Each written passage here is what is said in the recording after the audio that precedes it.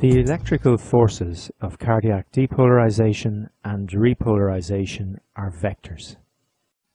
And as vectors, they obey certain mathematical principles. You need to have a basic knowledge of some of these principles in order to understand the ECG abnormalities discussed in this section. Just take a few minutes to watch this video before moving on. Firstly, vectors have both magnitude and direction. In mathematics, a vector is drawn as an arrow indicating its direction, while the length of the arrow from the initial point to the terminal point is indicative of magnitude.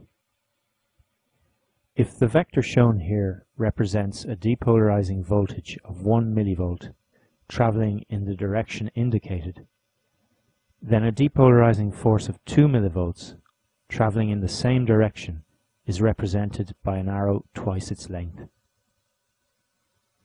We've already seen that if this 1 millivolt depolarizing vector is moving directly towards an ECG lead set at a standard sensitivity, it will produce a positive deflection of 10 small squares on the readout from this lead.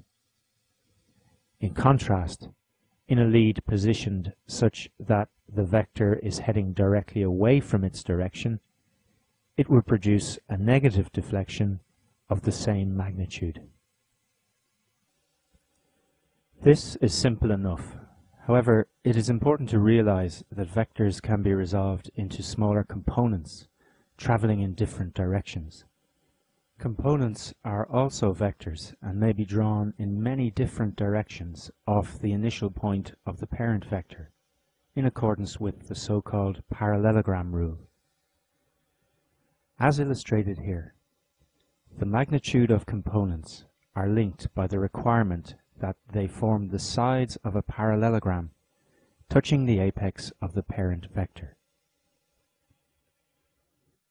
For our purposes, this means that a depolarizing vector produces an effect in leads positioned off its direct line of travel.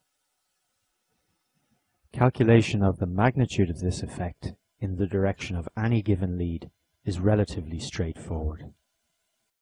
Consider the situation shown here. A depolarizing vector of voltage V is traveling at an angle theta off the direct line to lead A. What is the maximum voltage component of this vector traveling directly towards the lead? To calculate this, we let the direct line to the lead define the x-axis. Using the parallelogram rule, if we draw the parallelogram as a rectangle, this sets the component on the y-axis at 0 relative to the lead.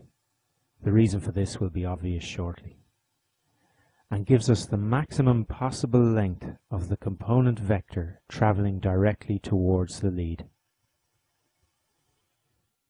The magnitude of this x-axial component can be calculated very simply. In a right-angled triangle, the cosine of the angle theta is given by the length of the adjacent side divided by the length of the hypotenuse. Remembering that length equates to magnitude, the magnitude of the x-axial component is therefore equal to the magnitude of the parent vector multiplied by the cosine of the angle theta.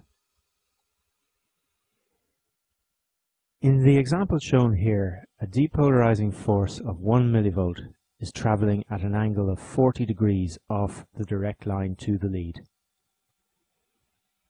The component traveling towards the lead is therefore 1 multiplied by the cosine of 40 degrees, or 0.766 millivolts.